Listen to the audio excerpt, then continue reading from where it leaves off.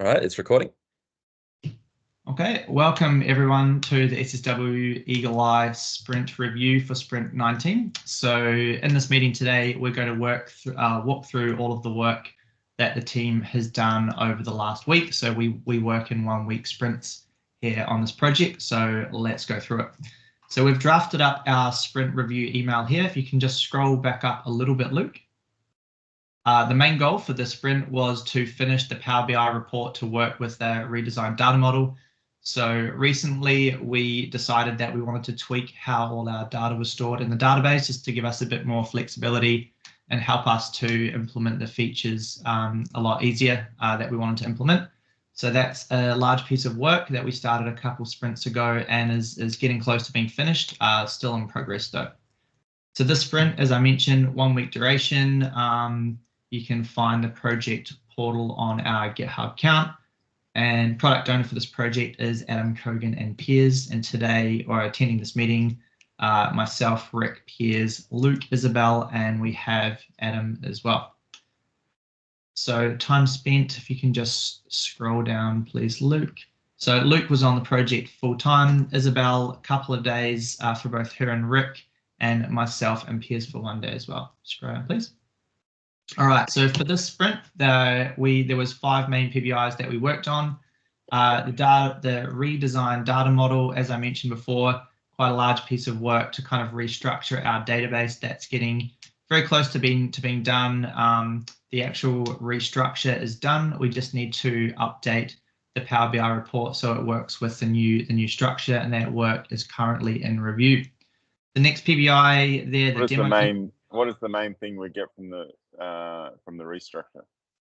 Yeah, so as we were implementing more of these features, we kind of found out we had just one way to categorize our emails or our messages. But as we kind of learned a little bit more about the domain, we figured out there was 2 different types of categorizations. One, which was basically around to categorize the subject of the email, what the email is about. And so that's one type of categorization that's quite simple. And then we came up with this other concept, what we're calling tags. So every email can have one categorization, but it could have multiple tags. And tags are more to do with the body and the contents of the email, and they can also be associated with different people as well. So for example, we have a CheckBy tag, and that could be associated with several different people. We might have in future as per our conversation tag, and that would be associated with a person as well. So yeah, just different sort of ways to categorize the messages. Some are related to people, some are not. Yeah. And when an employee leaves, do you still have the ability to read their emails, or what happens then? Yeah, so that is a piece of work that's on our backlog. So one of the problems with, or potential problems with scanning emails and categorizing, doing reports, etc., is that due to licensing, you can only pull the data for active employees. So the problem there is that if someone leaves the organization, you're not able to scan and check any more emails, or if we add categorizations in future, new categorizations, we can't reapply those to emails that we've already processed because we can't pull them from the Microsoft Graph anymore. So to cover this, we do have a PBI in our backlog, and what we're going to do is we're going to import, we're going to look at importing the bodies of the emails and securely store those in a separate location, a separate database, not the main reporting database, so that we can reprocess those emails and recategorize them in future in a secure way. Okay, cool. Cool. All right, so I'll carry on down the list of PBIs here. So demo instance, add DB with dummy data. So if we've got a customer who wants to try EagleEye, right now there's no easy way for them to have a play around with it with an instance. So what we want to do here is we want to create a demo database. We want to populate it with semi-realistic data.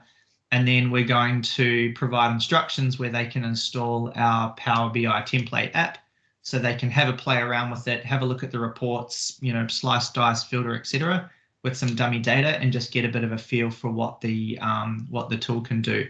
So this PBI here, number 360, was about just creating that dummy database and just creating a tool that's going to allow us to easily populate that database with data. The next PBI here, add categorization to the existing CheckBy report. This was just a change to the report, to one of the reports, but it's blocked by the redesigned data model. So no progress on that one this sprint. Next PBI, number 380, bicep user-defined type. So user-defined type is a new feature. I think it's in preview or beta within bicep. So we use a lot of bicep to deploy all our infrastructure as code and our resources to Azure. So we're doing some investigation around this feature to see if it's going to help us out, and we're looking to create some rules around that if we think that's a good way, a good feature to use. And the last PBI here is to create a rule on Power BI template apps. So template apps is how we're going to distribute our reports to customers that want to use EagleEye. It's a really nice way to package up all our reports and makes it easy to install. So this is something new for us. So we're going to look at writing a rule, which I think has been done. It's just waiting final review. Any questions from anyone on those PBIs? All good from there. Cool. All right, let's just scroll down the rest of the review email. So no deployments this week due to the in-progress work from the redesign of the database.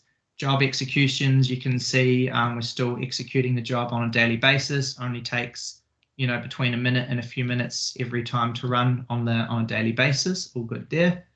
Scroll down, please, Luke. And Power BI reports. So this is a report we have internally, and it just shows all the reports that we have and how popular they are compared to other ones. So this one here, we're looking at, I think our EagleEye report is 7 compared to all the other reports. You can see we've got 358 in the organization, and we can see that if we exclude the dev team from looking at this report, we can see who the top users are in the company who's looking at this report. Scroll down, please, Luke.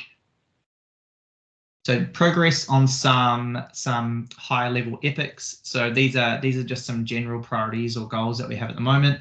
Customer instance setup is something that we are concentrating on. So 1 out of 4 tasks completed there.